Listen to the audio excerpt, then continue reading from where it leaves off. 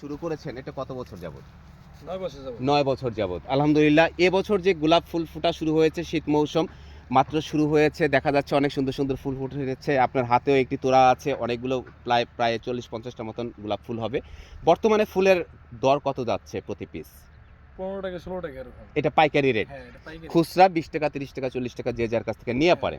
কেমন মনে হচ্ছে যে এবছরে যে আবহাওয়া দেখা যাচ্ছে তাতে আপনার ফলন কিরকম মনে হচ্ছে যদি আল্লাহ ভালোভাবে দেয়? ফলন মোটামুটি বেশ ভালো। ভালো হবে। হ্যাঁ। তাতে এই যে এখানে জমি, এই জমিটা কতটুকু জমি? 60% 60%। 60%তে আপনি প্রতি বছর কত টাকা ইনভেস্ট করতে হয়? 2 লক্ষ টাকা। 2 লক্ষ টাকার মতন।